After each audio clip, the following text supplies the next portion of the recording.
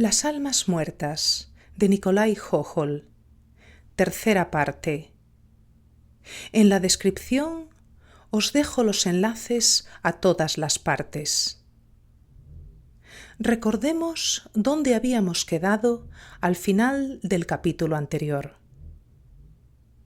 Chichikov había comenzado una serie de visitas a diversos terratenientes de la zona para comprarles los derechos de propiedad de los campesinos que, habiendo fallecido, no hubieran sido dados de baja aún en el censo. Visitó a Manilov, a Koroboshka y, por último, se topó con Nasdriov, un jugador y calavera que lo enredó para tratar de timarlo. Dejamos a Chichikov escabulléndose de casa de Nasdriov y tomando el camino a casa de Sobakevich. Continuemos, pues, con la historia. Capítulo V. Nuestro héroe, sin embargo, se había llevado un susto considerable. Aunque la calesa corría a toda velocidad y hacía rato que el pueblo de Nasdriov había desaparecido de la vista, oculto entre campos, pendientes y colinas, él seguía mirando atrás con miedo, como si esperase que, de un momento a otro, fueran a darle alcance unos perseguidores. Respiraba trabajosamente, y cuando se llevó la mano al corazón, sintió que le brincaba en el pecho como una codorniz enjaulada. Menudo vapuleo me ha dado. Vaya con el tipejo. Aquí se abatieron sobre Nasdriov toda suerte de impetuosos y virulentos deseos. Incluso también se oyeron palabras malsonantes. ¿Qué se le va a hacer? Así es el ruso, más aún cuando está fuera de sí. Además, el asunto no era para tomar a broma. Se diga lo que se diga, pensaba, si el capitán de la policía del distrito no hubiese llegado a tiempo, quizá no habría vuelto a ver este mundo de Dios. Habría desaparecido como una burbuja en el agua sin dejar rastro alguno, sin tener descendencia ni legar a mi futura prole un patrimonio o un nombre honrado. Nuestro héroe se preocupaba ostensiblemente de su progenie. «¡Qué señor tan mezquino!», se decía Silifán. «En mi vida vi uno parecido. Le lanzaría un salivazo en la cara. No des de comer a las personas, pero a un caballo lo tienes que alimentar sí o sí, porque al caballo le gusta la avena. Es su alimento, el del caballo, así como nosotros tomamos el pan que nos ganamos». También los animales, al parecer, se habían formado una mala opinión de Nasdriov. No sólo el alazán y asesor, sino incluso el moteado, estaba de un pésimo humor. Aunque a él le tocaba la peor ración de avena, y Silifán no se la echaba al pesebre sin antes decirle: «Toma, canalla». Aun así, de todos modos, era avena, y no simple paja. La masticaba con fruición, y a menudo metía su largo hocico en el pesebre de sus compañeros para averiguar qué clase de alimento les ponían a ellos. Especialmente cuando Silifán se ausentaba de la cuadra. Y ahora, no obstante, paja a secas. No estaba bien. Todos se sentían desolados. Pero los desolados no tardaron en verse interrumpidos en mitad de sus reflexiones de la manera más súbita e inesperada. Todos, incluso el propio cochero, se despertaron y volvieron en sí solo cuando se les vino encima un coche tirado por 6 caballos, y resonaron casi por encima de sus cabezas los gritos de las damas que viajaban en ese vehículo y los insultos y amenazas del otro cochero. ¡Ah, maldito engañabobos! ¿No oíste que te grité que giraras a la derecha, pájaro de mal agüero? ¿Estás borracho o qué? Silifán era consciente de su error, pero, como buen ruso, no le gustaba reconocer su culpa ante los demás. Así que replicó al instante con petulancia. ¿Y tú a dónde ibas a galope tendido? ¿Es que te dejaste los ojos en la taberna? Acto seguido, empezó a hacer retroceder su coche para liberarse de los arreos del otro. Pero no era tarea fácil, pues todo estaba enredado de mala manera. El moteado olfateaba con curiosidad a sus nuevos amigos que tenía a ambos lados. En el carruaje, las damas contemplaban la escena con el miedo pintado en el rostro. Había una vieja y otra jovencita de 16 años, cuyos cabellos de oro estaban peinados hábil y graciosamente en su pequeña cabecita. El bonito óvalo de su cara se redondeaba como un huevito fresco. Tenía, además, la blancura translúcida de cuando éste acaba de ser puesto, y las manos morenas del ama de llaves lo sostienen a contraluz para examinarlo, dejando pasar a través de él los rayos del radiante sol. Las delicadas orejitas de la chica se coloreaban por la cálida luz que las atravesaba. El espanto, además, se manifestaba en su boca entreabierta y paralizada, y las lágrimas en sus ojos formaban, junto con todo lo demás, un espectáculo tan delicioso que nuestro protagonista la contempló algunos instantes sin prestar la más mínima atención al alboroto de caballos y cocheros. «¡Échate para atrás, cuervo de Nizhny Novgorod!», gritó el otro cochero. Silifán tiró de las riendas. El otro cochero hizo lo propio. Los caballos retrocedieron un poco y luego se volvieron a enredar pisoteando los arreos. Además, al moteado le gustaban tanto sus nuevos conocidos que de ninguna manera quería salir del lugar a donde lo había arrojado el imprevisible destino. Y con el hocico en el cuello de su nuevo amigo, parecía cuchichearle algo al oído. Probablemente unas estupideces espantosas, pues el otro no dejaba de sacudir las orejas. En torno a aquel tumulto ya se habían congregado los campesinos del pueblo, que por suerte no quedaba demasiado lejos.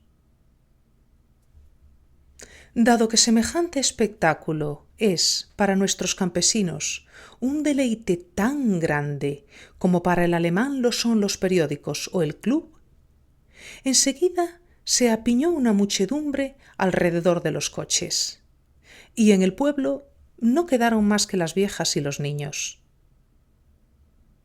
Aflojaron las riendas. Algunos manotazos en el hocico del moteado lo obligaron finalmente a retroceder. En pocas palabras, los separaron y alejaron.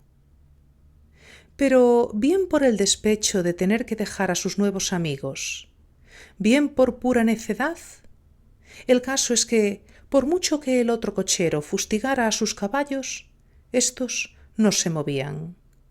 Continuaban allí como clavados al suelo. La participación de los campesinos creció hasta adquirir unas dimensiones inverosímiles. Cada uno de ellos, interrumpiéndose entre sí, daba su consejo. Andriushka! coge las riendas al caballo de Tiro, el de la derecha, y que el tío Mitiai se monte en el de varas. ¡Sube, tío Mitiai! Tío Mitiai, un tipo enjuto y larguirucho, de barba rojiza, se montó en el caballo de varas a horcajadas. El cochero azotó a los caballos, pero de nada sirvió, al igual que los esfuerzos de Mitiai, que fueron en balde. —¡Espera, espera! —gritaban los campesinos. —Súbete al caballo de refuerzo, tío Mitiai, y en el de varas que se monte el tío Miniai. Ancho de espaldas, barba negra como el carbón y un vientre parecido al gigantesco samóvar en el que se calienta hidromiel para todo un mercado transido de frío.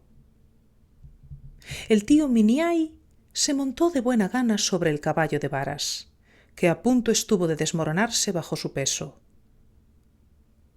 —¡Ahora sí que irá bien! —gritaban los campesinos. —¡Dale, dale!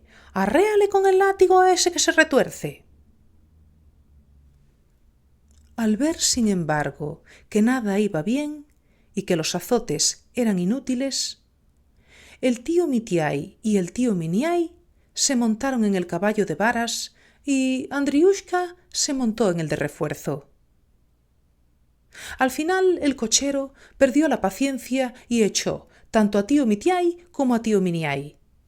E hizo bien, porque los caballos emanaban tanto vapor como si hubieran llegado a una estación de posta de una galopada.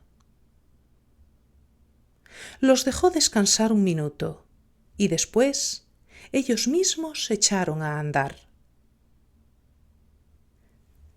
Durante todo el rato que duró esta bufonada, Chichikov miró fijamente a la joven desconocida.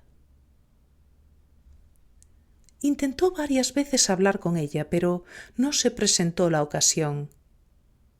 Entretanto, las damas se fueron, y la encantadora cabecita, la cara de rasgos delicados y el cuerpo esbelto se desvanecieron como una suerte de visión.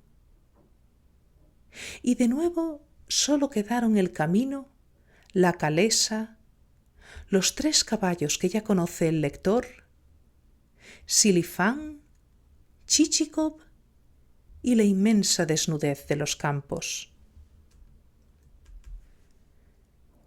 Dondequiera que haya vida, ya sea entre las insensibles, ásperas y pobres capas bajas que se enmohecen en la mugre, ya sea entre los estamentos superiores, monótonamente fríos y de una aburrida pulcritud extrema, en todas partes, digo, en el camino de todo hombre, se cruza, aunque sea sólo una vez en la vida, un fenómeno que no se parece a nada que haya tenido ocasión de presenciar hasta el momento, y que despierta en él, aunque sea una única vez, un sentimiento diferente de los que le ha tocado sentir a lo largo de toda su vida.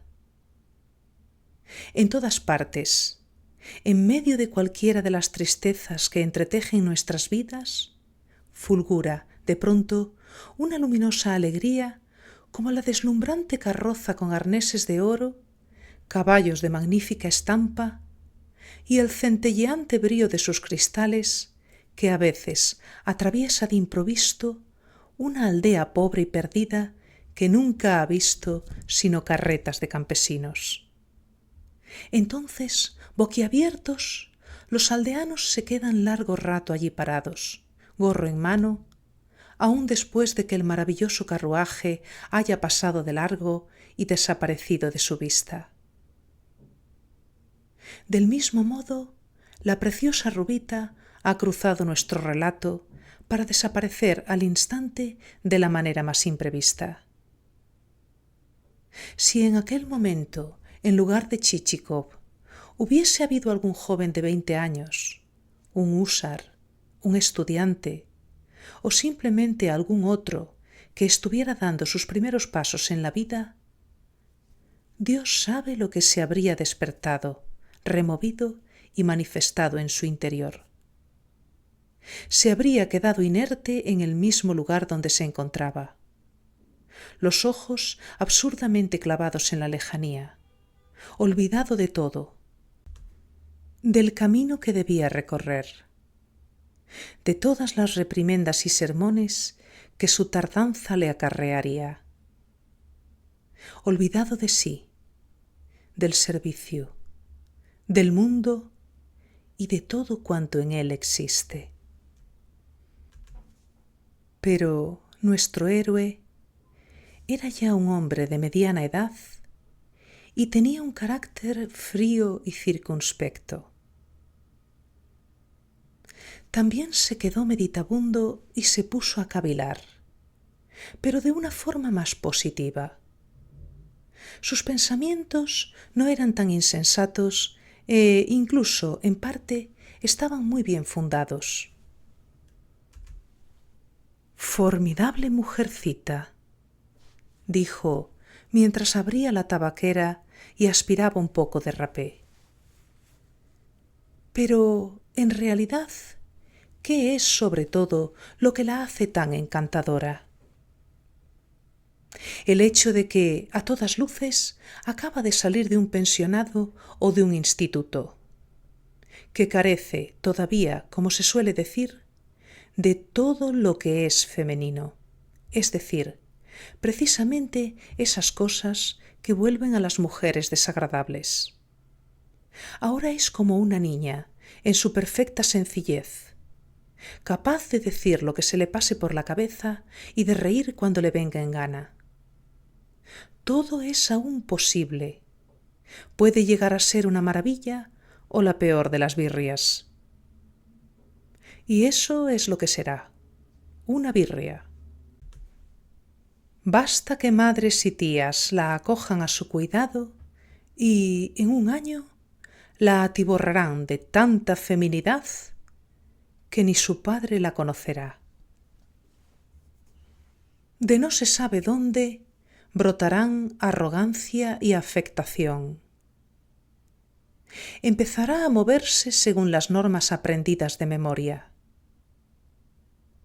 Se romperá la cabeza pensando con quién, cómo y cuánto tiempo tiene que hablar, a quién ha de mirar y de qué manera. Y cada minuto estará aterrorizada por si habla más de lo debido.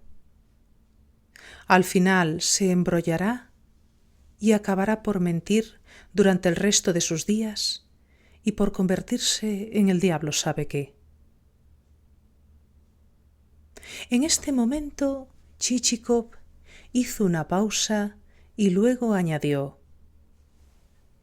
«Sería interesante saber algo de su familia. ¿Quién será su padre? ¿Se tratará de un rico y respetable terrateniente o de un juicioso funcionario al servicio del Estado que ha acumulado un cuantioso capital? Porque si supongamos a esta chica se le diera una buena dote de 200.000 rublitos, se convertiría en un bocado de lo más suculento. Podría encarnar, por así decirlo, la felicidad de un hombre decente. Esos 200.000 rublitos se dibujaron de una manera tan atractiva en su cabeza que se sintió afligido en lo hondo de su alma por no haber aprovechado el barullo en torno a los carruajes para averiguar, por medio del postillón o del cochero, quiénes eran aquellas viajeras. Pronto, sin embargo, se vislumbró la aldea de Sabakevich, lo que disipó sus pensamientos y lo obligó a volver a su tema predilecto. La aldea le pareció bastante grande. 2 bosques, uno de abedules y otro de pinos, se extendían a derecha e izquierda como 2 salas, una más oscura y otra más clara. En medio se veía una casa de madera con buhardilla, tejado rojo y paredes gris oscuro, o mejor dicho, desnudas. En definitiva, una de esas casas que se construyen en nuestra Rusia, en los poblados militares y entre los colonos alemanes. Se notaba que durante la construcción el arquitecto había librado una lucha incesante contra el gusto del propietario.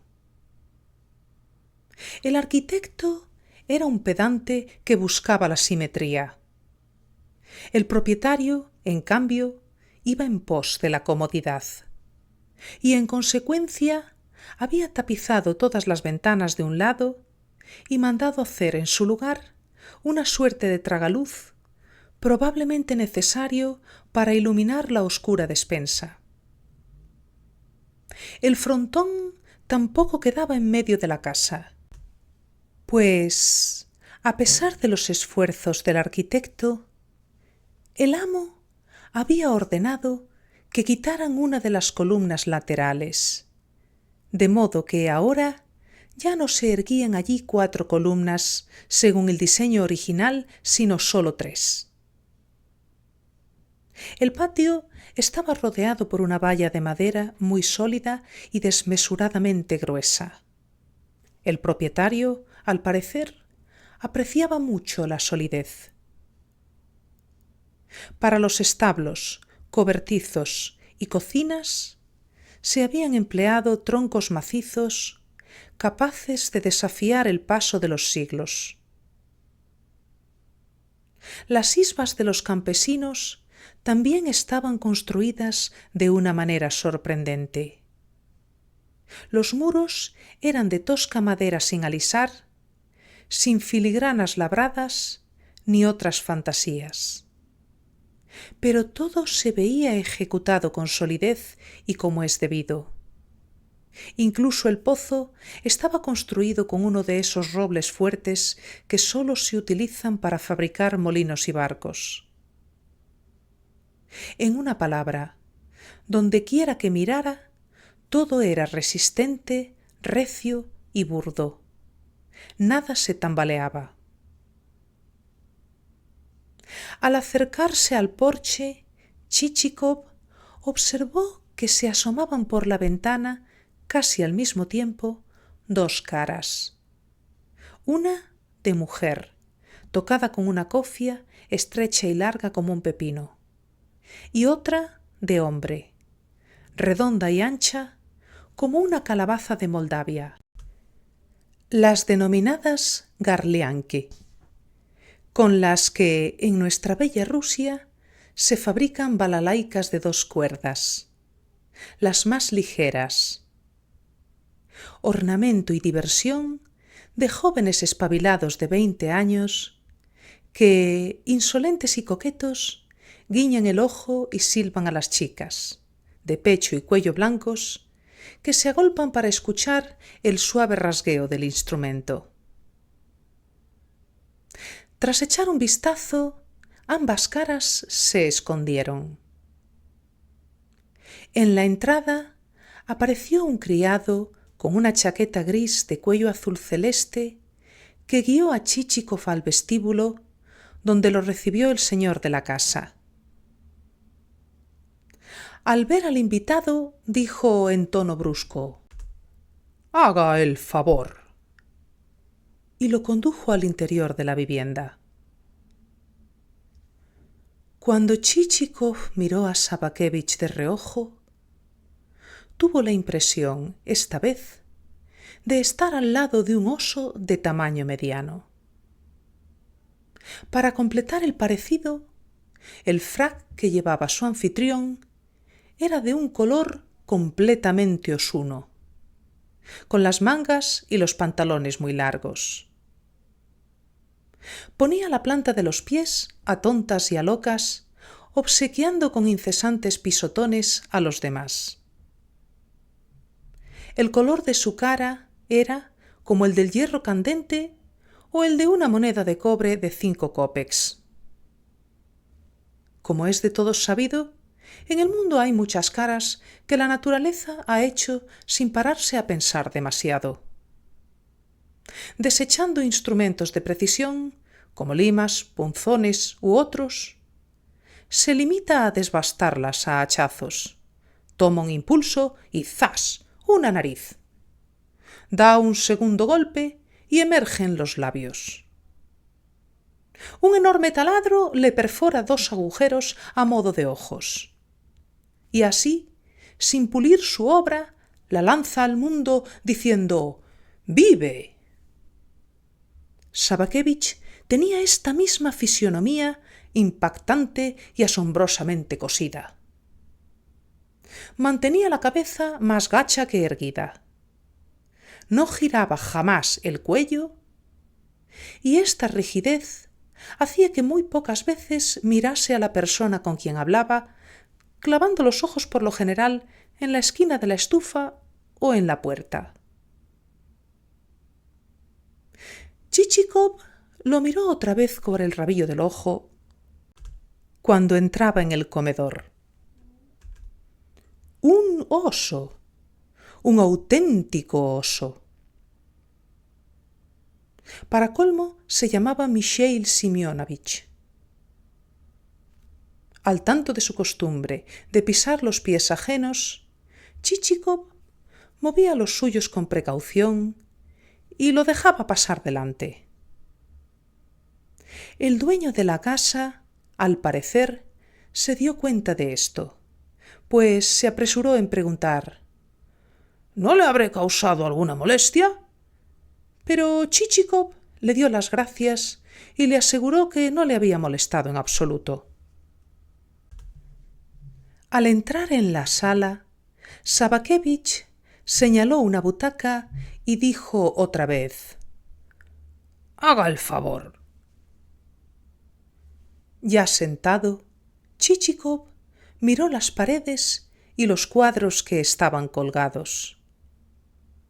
Todos representaban hombres valientes, caudillos griegos pintados de cuerpo entero. Todos tenían unos muslos tan gruesos y unos bigotes tan inauditos que daban escalofríos. Como el dueño de la casa era un hombre fuerte y sano, había querido, al parecer, que también fuera gente fuerte y sana la que adornara su sala. Junto a la ventana colgaba una jaula desde la cual miraba un zorzal oscuro y moteado de blanco, muy parecido también a Sabakevich. El anfitrión y su visitante no llevaban allí silenciosos más de 2 minutos cuando la puerta de la sala se abrió para dar paso a la anfitriona, una dama de muy elevada estatura, con una cofia adornada de cintas teñidas en casa. Entró con andares acompasados, manteniendo la cabeza erguida como una palmera. «He aquí mi Teodulia Ivanovna», dijo Sabakevich. Chichikov se inclinó sobre la manita de Teodulia Ivanovna, que ésta casi le embutió entre los labios, de manera que tuvo ocasión de percatarse de que se lavaba las manos con salmuera de pepinillos. «Alma mía», dijo Sabakevich, «te presento a Pavel Ivanovich Chichikov. Tuve el honor de conocerlo en casa del gobernador y del director de correos». Teodulia Ivanovna lo invitó a sentarse, diciendo también «Haga el favor», con un movimiento de cabeza como el de las actrices que interpretan el papel de reinas. Luego se sentó en el sofá, se cubrió con un pañuelo de lana de oveja y ya no movió ni los ojos ni las cejas. Durante casi 5 minutos todos guardaron silencio. Solo se oía el repiqueteo producido por el pico del zorzal contra la madera de la jaula, en el fondo de la cual había unos granitos de trigo. Una vez más, Chichikov recorrió con la mirada la habitación. Todo cuanto veía en ella era sólido y chabacano en grado superlativo, y presentaba una extraña similitud con el dueño de la casa. En un rincón de la sala había un escritorio panzudo de nogal sobre 4 patas de lo más excéntricas. Un auténtico oso. Mesa, butaca, sillas, todo tenía la misma pesadez inquieta. En una palabra, cada objeto, cada silla, parecía decir: «Yo también soy Sabakevich», o «Yo también me parezco mucho a Sabakevich». «Hablamos de usted en casa del presidente de la Cámara, Iván Grigorievich», dijo finalmente Chichikov, al ver que nadie se disponía a entablar conversación. «Fue el pasado jueves. Pasamos un rato muy agradable». «Sí, no estuve en casa del presidente ese día», dijo Sabakevich. «Un hombre encantador». «¿Quién?», preguntó Sabakevich con la mirada fija en la esquina de la estufa. «El presidente». «Bueno, quizás se lo haya parecido. Por muy masón que sea, es el mayor imbécil que ha conocido el mundo». Chichikov se quedó un tanto desconcertado ante esta definición tan tajante. Pero se repuso y continuó diciendo: «Por supuesto, toda persona tiene sus debilidades. En cambio, el gobernador, ¡qué hombre tan excepcional!». «¿Un hombre excepcional el gobernador?». «Sí, ¿no le parece?». «Es el peor bandido del mundo». «¿Cómo? ¿El gobernador un bandido?», exclamó Chichikov, incapaz de concebir cómo un gobernador podía figurar en la categoría de bandido. «Confieso que nunca lo habría pensado», prosiguió.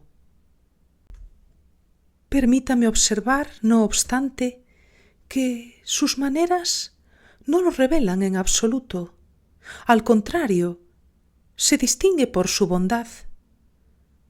Aquí aportó como prueba las bolsitas que él mismo bordaba y elogió la afectuosa expresión de su rostro. «La cara también la tiene de bandido», dijo Sabakevich. «Dele solo un cuchillo y suéltelo por los caminos. Degollará a quien se le cruce por un solo kopek. Él y el vicegobernador son Gog y Magog». «No, sí, se ve que no tienen buena relación», pensó Chichikov. «Bueno, le hablaré del jefe de policía. Me parece que es amigo suyo». «Lo que es yo», dijo, «confieso que quien más me gusta es el jefe de policía. ¡Qué carácter el suyo, tan franco y tan abierto! Por su cara se ve que es un hombre sincero». «Un bribón», afirmó Sabakevich con frialdad. «Te vende, te engaña y aun así come contigo. Los conozco a todos, son unos granujas. Toda la ciudad es así. Una horda de malandrines que rivalizan en pillería. Son todos unos Judas.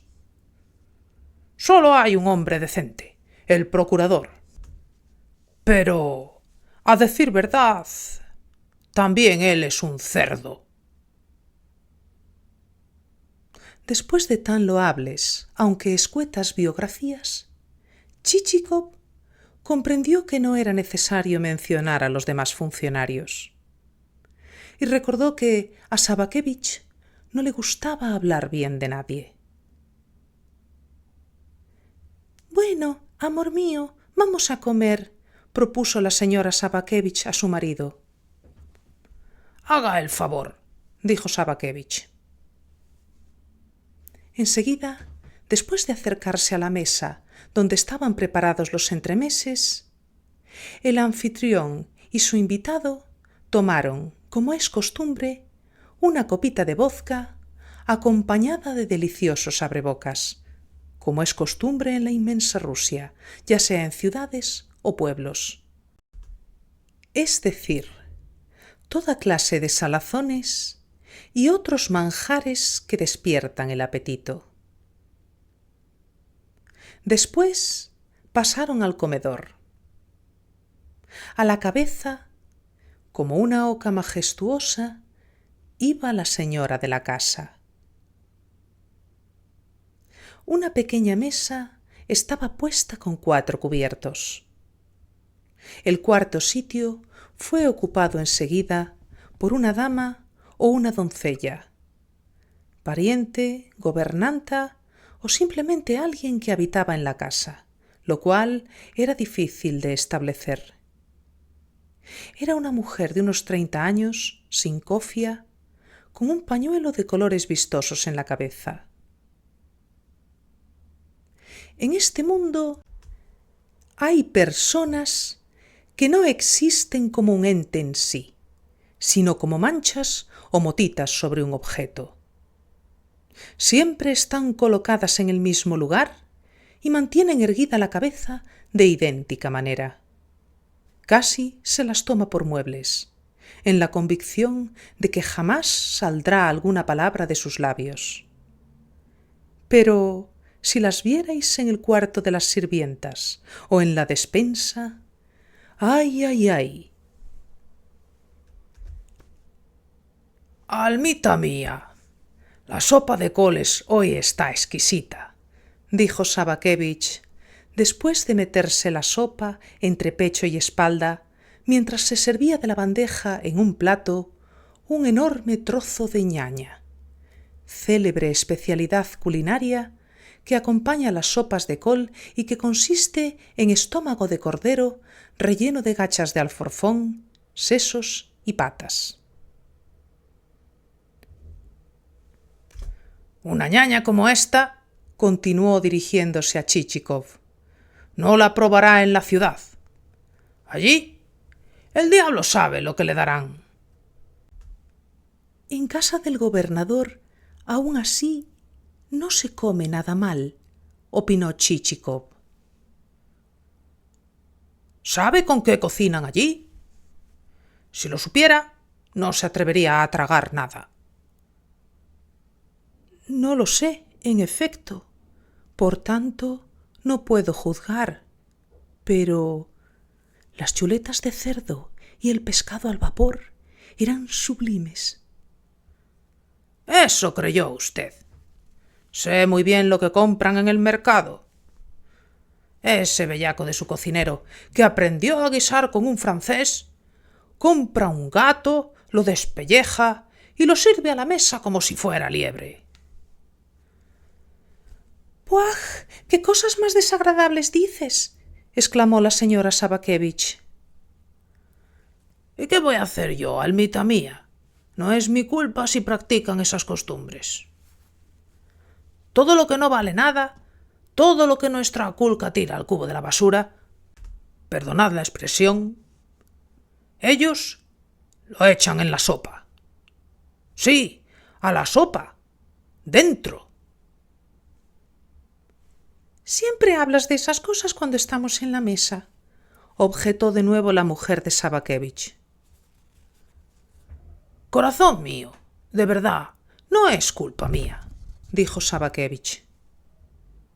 Si lo hiciera yo, todavía, pero te advierto que nunca consumiré esas porquerías. Lo que es yo, jamás me meteré una rana en la boca, aunque la rebocen de azúcar. Y ostras tampoco comeré. Sé de sobra a qué se parecen las ostras. Sírvase cordero, prosiguió dirigiéndose a Chichikov.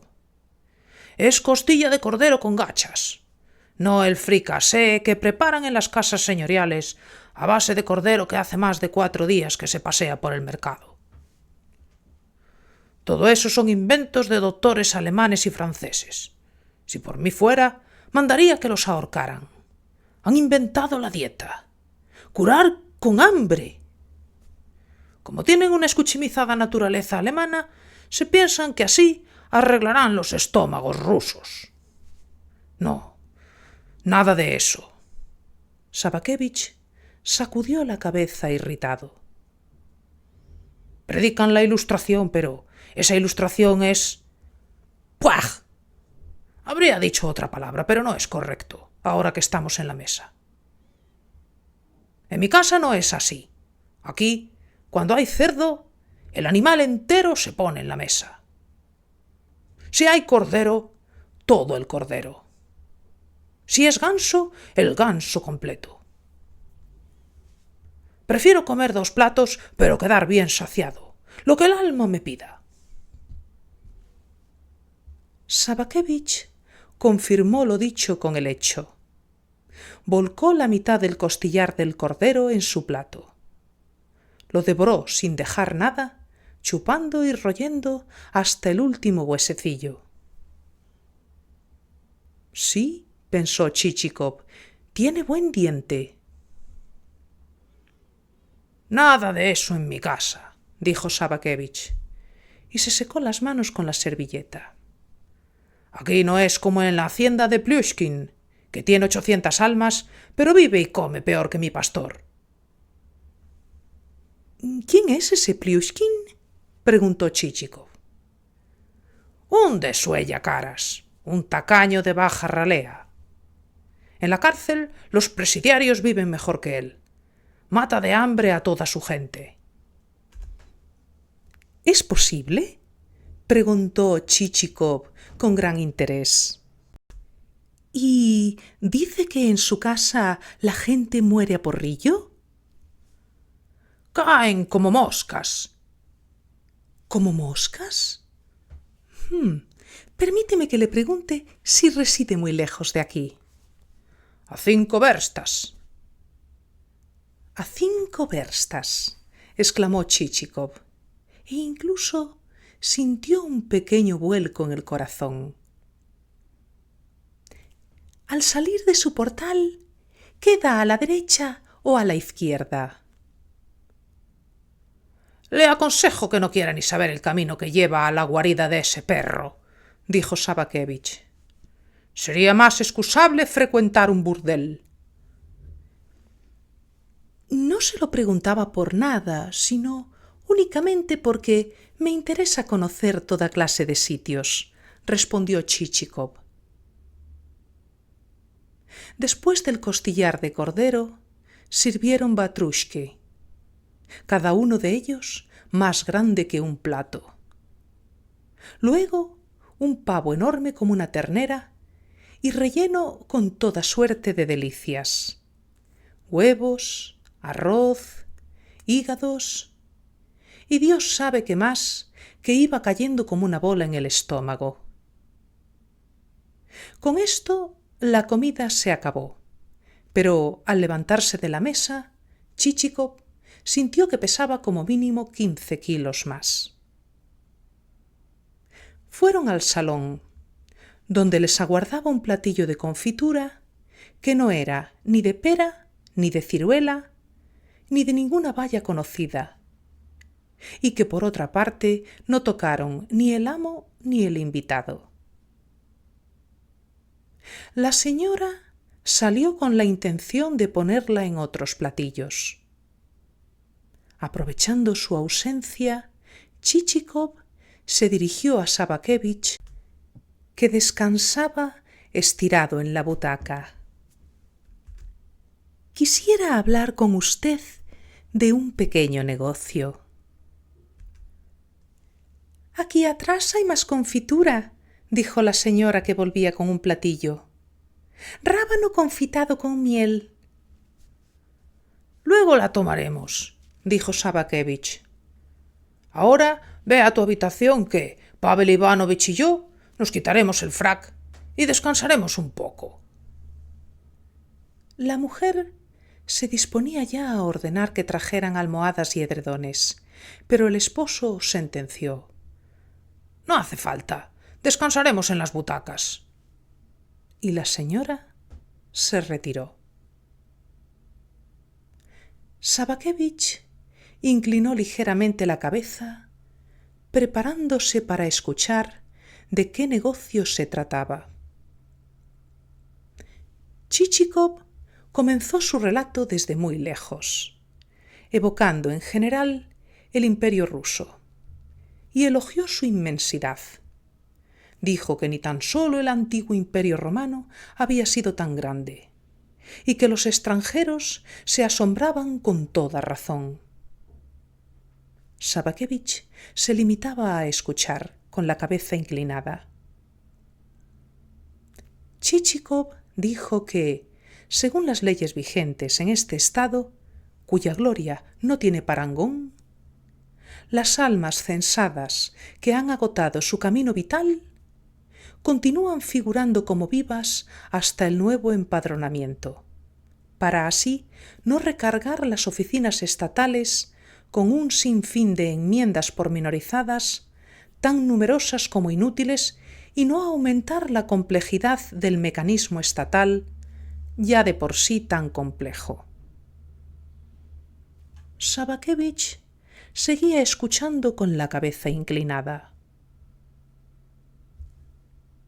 Añadió que, a pesar de la completa justicia de esta medida, en parte se revelaba onerosa para muchos propietarios obligados a pagar gravámenes como si estuvieran vivos, y que él, Chichikov, que sentía un respeto personal por Sabakevich, estaba dispuesto a asumir parte de esa carga realmente pesada. En cuanto al tema principal, Chichikov se expresó con suma cautela. En ningún momento habló de almas muertas, sino que las calificó de inexistentes. Sabakevich lo escuchaba con la cabeza ladeada como antes, sin que a su rostro asomara algo que pudiera asemejarse lo más mínimo a una expresión. Parecía como si aquel cuerpo careciese de alma, o bien que la tuviera, pero no en el lugar donde tenía que estar, sino, como la de Koshchei el inmortal, en algún lugar más allá de las montañas, cubierta con un caparazón tan grueso que todo cuanto se removiera en su interior, fuera lo que fuera, no tendría decididamente ninguna incidencia en la superficie. —¿Y entonces? —preguntó Chichikov, esperando no sin inquietud la respuesta. —¿Necesita almas muertas? —preguntó Sabakevich con mucha sencillez, sin la más mínima sorpresa, como si hablaran de trigo. —Sí —respondió Chichikov, y otra vez endulzó la expresión añadiendo: inexistentes. —Las encontraremos. ¿Por qué no? —dijo Sabakevich. —Y si las hay, a usted, sin duda, le gustaría librarse de ellas, ¿no? —Que así sea. Estoy dispuesto a venderlas —anunció Sabakevich, que ya comenzaba a levantar la cabeza e intuía que el comprador debía de sacar algún provecho con la operación. —¡Demonios! —pensó Chichikov—, este ya me las vende antes de que yo haya abierto la boca. Y dijo en voz alta: —Pero, por ejemplo, ¿a qué precio? Por otra parte, desde luego, es una clase de artículo que incluso se hace extraño hablar de precios. —Para no pedirnos más de la cuenta, a 100 rublos la unidad. —¿100? —exclamó Chichikov, boquiabierto, y lo miró a los ojos sin saber si lo había oído mal o si la lengua de Sabakevich, de por sí torpe, no había girado como es debido y había soltado una palabra en lugar de otra. ¿Acaso le parece caro? Preguntó Sabakevich, y luego añadió: ¿Cuál es, pues, su precio? Mi precio... Seguramente nos hemos equivocado en algo, o no nos hemos entendido, o quizá hayamos olvidado de qué artículo se trata. Por mi parte, le digo, con el corazón en la mano, 80 kopecks por alma me parecería el precio más justo. ¿Qué dice 80 kopecks? A mi juicio, no cuestan más. Es que yo no vendo alpargatas. Pero estará de acuerdo en que tampoco se trata de personas. ¿Es que piensa que encontrará algún imbécil que le venda por 80 kopecks un alma censada? Pero permítame, ¿por qué las llama almas censadas si hace tiempo que murieron y de ellas no queda más que un sonido inapreciable para los sentidos? Por otra parte, para no alargar la conversación, se las pagaré a rublo y medio. Más no puedo. ¿No le da vergüenza mencionar esa suma? Está regateando. Fije un precio razonable. No puedo, Mijaíl Semyonovich. Tenga fe en mi conciencia, no puedo. Y lo que no se puede hacer, no se puede hacer, replicó Chichikov, que aún así añadió 50 kopecks por cabeza. ¿Por qué es tan rematadamente tacaño?, dijo Sabakevich. Se las cedo muy baratas. Otro que fuera un granuja le engañaría y le vendería porquería en lugar de almas. Las mías son de primera calidad. ¿A cuál mejor? La que no es de artesano es de un campesino robusto. Fíjese, por ejemplo, el carretero Misheev. Solo fabricaba coches de ballestas, y no como los que hacen en Moscú, que le dejan a uno tirado en menos de una hora. No, una solidez a prueba de bombas, y él mismo los barnizaba y tapizaba. Chichikov abrió la boca para observar que Misheev, a pesar de todo, ya hacía tiempo que no estaba en este mundo. Pero Sabakevich se había entregado, como se suele decir, a una arrebatada oratoria de donde extraía la viveza y el don de la palabra. ¿Y Stipán Tapón, el carpintero? Ha puesto la cabeza a que en ninguna parte encontrará un hombre igual. ¡Qué fuerza la suya! Si hubiera servido en la guardia, Dios sabe hasta dónde habría podido llegar. El tipo medía más de 2 metros. Chichikov quiso de nuevo observar que Tapón ya no estaba en este mundo, pero Sabakevich, al parecer, se había embalado. Manaba de él una elocuencia tan torrencial que no quedaba más remedio que prestarle oídos. Y Miliushkin, el ladrillero, podía construir una estufa en cualquier casa. O Maxim Tiliantikov, el zapatero. En cuanto tocaba la lezna, ya le salía un par de botas. ¡Y qué botas! Además, sin probar una gota de alcohol. Y Yermí Sakapapochkin, este valía lo que todos los demás juntos. Cuando se iba a vender a Moscú, traía 500 rublos solo de tributo. Fíjese bien en qué tipo de gente era. Esto no es lo que le vendería un Plyushkin cualquiera. Pero permítame, dijo finalmente Chichikov, maravillado ante tal torrente de palabras que parecía no tener fin. ¿Por qué enumera todas sus cualidades? ¿No ve que ahora no se puede sacar provecho de ellos? ¿Que están todos criando malvas? Hombre muerto no hace guerra, dice el proverbio. Sí, claro, están muertos, admitió Sabakevich, como si volviera en sí y recordara que, en efecto, así era. Luego añadió: por lo demás, ¿qué se puede decir de los que todavía están vivos? ¿Qué clase de gente es? Son moscas, no personas.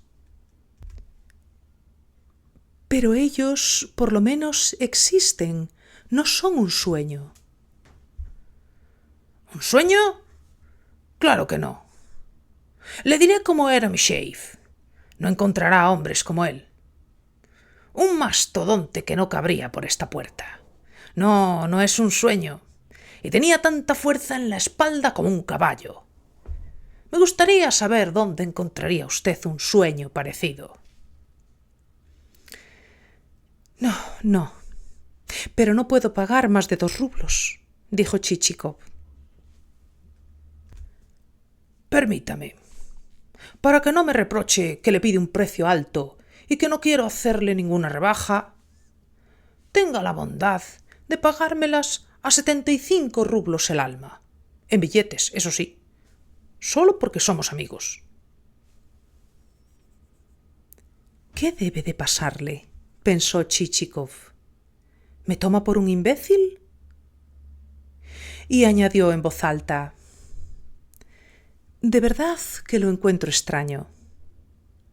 Parece que entre nosotros tenga lugar alguna representación teatral o una comedia. De lo contrario, no me lo explico. Usted parece una persona bastante inteligente e instruida. Y el artículo sobre el que estamos negociando no es nada. ¿Qué cuesta? ¿Quién lo necesita? Usted es el comprador. Cabe pensar que le serán de utilidad. Chichikov se mordió los labios y no supo qué objetar. Empezó a hablar de unas circunstancias familiares, pero Sabakevich replicó sin más: no necesito saber cuáles son sus circunstancias. No me meto en sus asuntos de familia. Eso es cosa suya. Usted necesita almas y yo se las vendo. Y no se arrepentirá de haberlas comprado. 2 rublitos, repitió Chichikov. Sigue usted en sus 13. Se le ha metido en la cabeza que han de ser 2 y no cede ni a la de 3. Dígame un precio razonable. Al diablo con él, pensó Chichikov. Le añadiré medio rublo al muy perro para que se quede contento. Permítame, añadiré medio rublo más. Bien. Permítame que le diga mi última palabra. 50 rublos. De verdad, salgo perdiendo. En ninguna parte encontrará gente así de buena tan barata. Maldito roñoso, se dijo Chichikov, y luego dijo en voz alta, un tanto irritado: pero, a ver, cualquiera diría que estamos tratando un negocio serio. En otro lugar las encontraré gratis. Todo el mundo me las cederá con mucho gusto para desprenderse cuanto antes de esa carga. Solo los necios las querrían conservar y pagar los impuestos correspondientes. ¿Sabe? Esta clase de adquisiciones... Lo digo entre nosotros porque somos amigos. No siempre son lícitas. Imagine que yo u otro lo difundiéramos. El comprador no merecería ningún tipo de confianza en cualquier otro contrato u obligación ventajosa. Vaya, con estas me sale el miserable, pensó Chichikov, y acto seguido pronunció con el semblante más frío del mundo: como quiera, yo no las compro por necesidad como usted cree, sino porque sí, por mera fantasía. Si no las quiere vender a 2 rublos y medio, adiós. Es duro, no da su brazo a torcer, pensó Sabakevich. Bueno, Vaya con Dios. 30 rublos por cabeza y son suyas. No, ya veo que no las quiere vender. Adiós, muy buenas. Permítame, dijo Sabakevich, cogiéndolo del brazo y dándole un pisotón, pues nuestro héroe se había olvidado de las precauciones debidas y, como castigo, tuvo que chillar y saltar a la pata coja. Perdone, parece que lo he lastimado. Siéntese aquí, haga el favor. Lo hizo sentarse en una butaca con cierta agilidad, como la del oso que ha sido amaestrado y sabe hacer figuritas y números variopintos cuando se lo piden. A ver, Misha, enséñanos cómo se bañan las mujeres. O bien, Misha, ¿qué hacen los niños cuando roban guisantes? De verdad, estoy perdiendo el tiempo inútilmente. Tengo prisa. Siéntese un minuto. Enseguida le diré unas palabras muy agradables. Sabakevich se sentó más cerca y le dijo en voz baja al oído, como si fuera un secreto: ¿1/4 le parece bien? O sea, ¿a 25 rublos? No, ni siquiera 1/4 de cuarto. No añadiré ni un kopek. Sabakevich enmudeció. Chichikov también. El silencio se prolongó unos 2 minutos. ¿Cuál es su último precio?, preguntó por fin Sabakevich. 2 rublos y medio. Para usted, un alma cuesta lo mismo que un rábano hervido. Deme por lo menos 3 rublos. No puedo. Bueno, con usted no hay nada que hacer. Permítame que se lo diga. Salgo perdiendo, pero ¿qué le voy a hacer? Mi naturaleza es perruna. No puedo dejar de complacer al prójimo. Imagino que habrá que firmar un contrato para que todo esté en regla, ¿no? Por supuesto. Es lo que me pensaba. Habrá que ir a la ciudad. De esta manera se cerró el negocio. Decidieron ir al día siguiente a la ciudad para formalizar el acta de compra. Chichikov le pidió una lista de campesinos. Sabakevich aceptó de buen grado. Se acercó a su escritorio y empezó a escribir el nombre de todos, a cuyo lado añadía una explicación en que hacía constar sus encomiables cualidades. Chichikov, a falta de otra ocupación y porque estaba detrás de él, se dedicó a observar la voluminosa mole que era aquel hombre. Cuando miró su espalda, ancha como la grupa de los caballos achaparrados de Viazca, y sus piernas, que parecían guardacantones de hierro fundido, de esos que se ponen en las aceras, no pudo dejar de exclamar en su fuero interno: Dios sí que te ha dotado de una buena complexión.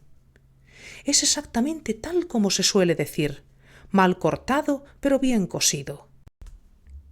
¿Naciste oso o te volvieron oso la vida en este lugar perdido, el trabajo en el campo y el trato con los campesinos?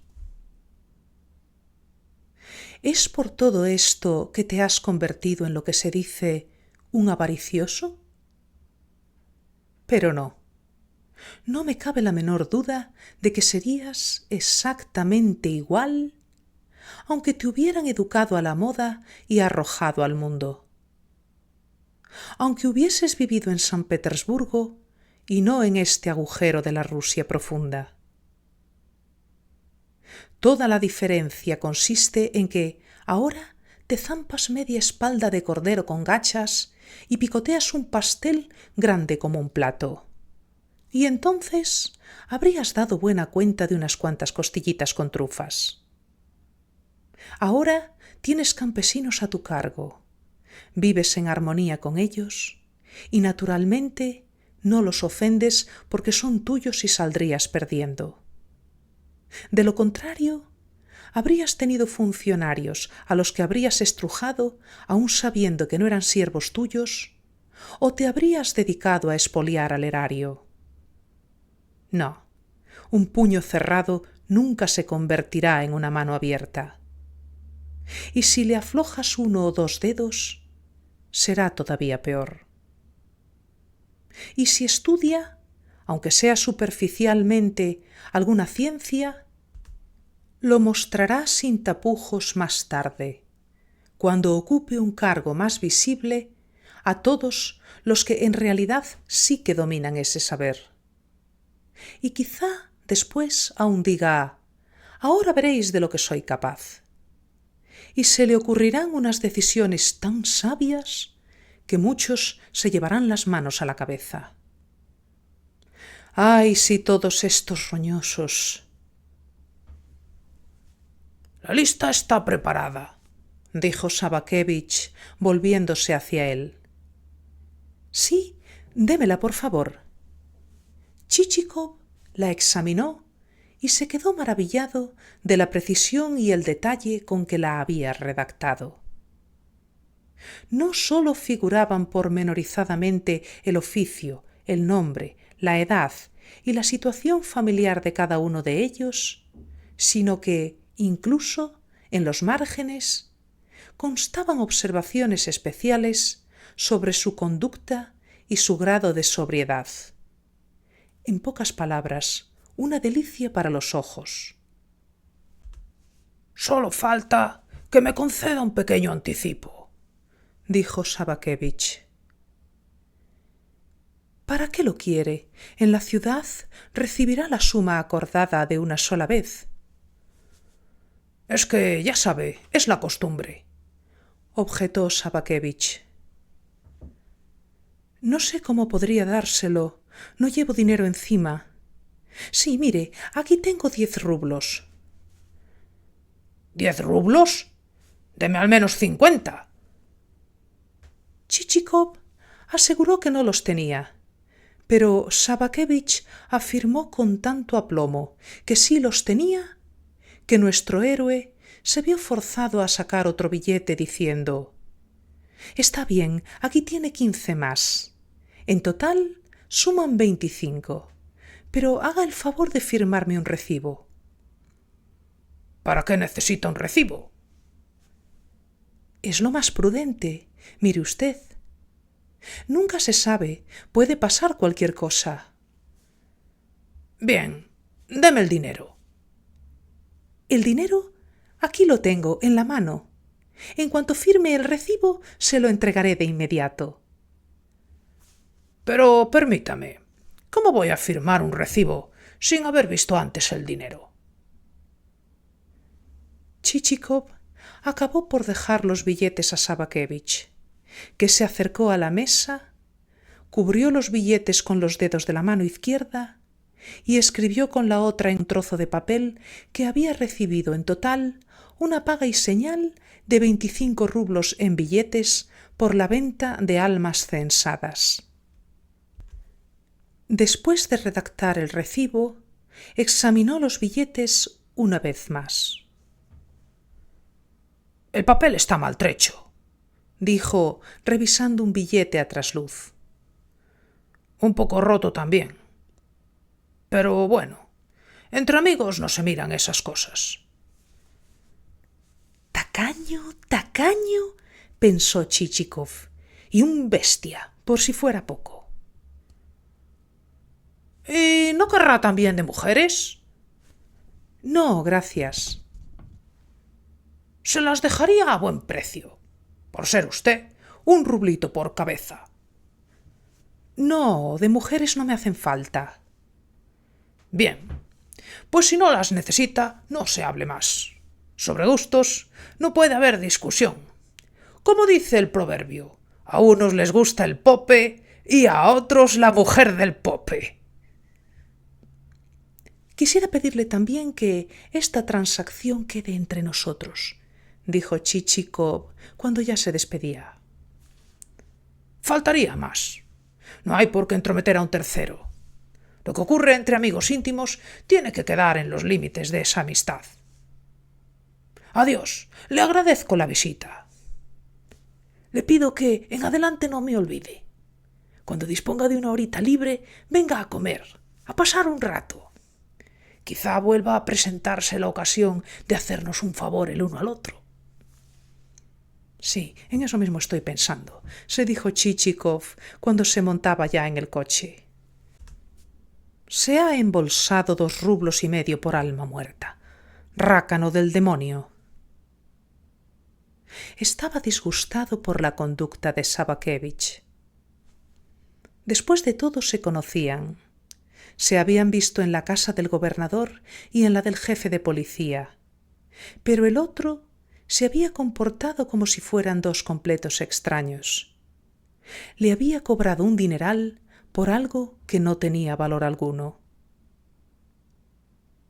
Cuando el coche salió del patio, Chichikov miró atrás y vio que Sabakevich continuaba plantado en la entrada.